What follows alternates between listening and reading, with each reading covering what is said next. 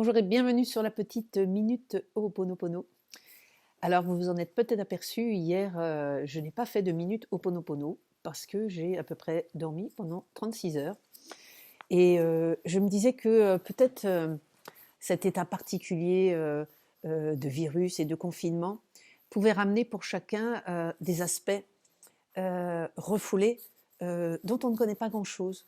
En général, dans notre vie, on arrive avec une conscience unifiée. Et puis à chaque traumatisme, en fait, la conscience se divise. Et donc, moi, évidemment, j'ai une histoire particulière où l'abandon a été très très rapide dans ma vie. Et donc, du coup, j'ai plutôt forcé sur l'aspect je vais m'en sortir, ça va bien se passer, on va y arriver, avec du boulot, tout va se faire. Et là, en fait, ce qui s'est passé, c'est que cette partie-là, celle de l'enfant abandonné, donc moi, c'est un abandon, ça peut même arriver à quelques jours de ma vie, hein, c'est pas juste après 1 an et 3 mois, c'est au début de ma vie. Eh bien, je pense que c'est ça que j'ai contacté. J'ai contacté celle qui ne peut pas faire, elle est tellement petite qu'elle ne peut pas faire. Elle ne peut pas se débrouiller, elle marche, je ne sais pas moi, comme un enfant qui hésite. Et donc j'ai rencontré une partie de moi là pendant 36 heures absolument méconnue qui va rien pouvoir faire.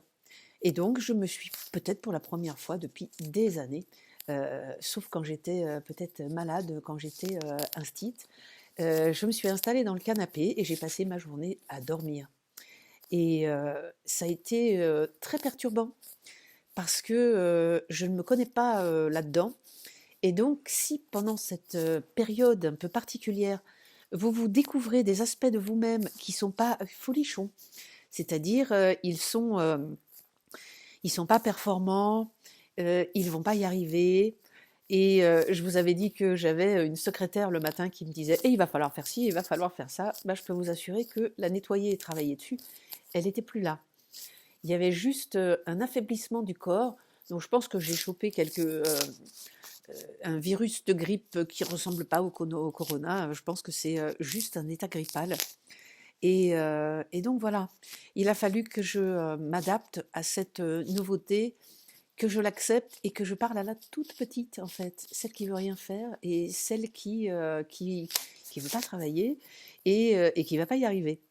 Donc vous pouvez vous relier si vous aussi vous avez un petit ou une petite qui tout d'un coup ne peut rien faire, ne sait rien faire et voilà, ne veut pas. Eh bien, vous pouvez lui parler. Je suis désolée, je n'avais pas vu à quel point tu portais des mémoires de vulnérabilité, d'abandon, de perte de sens de ta vie.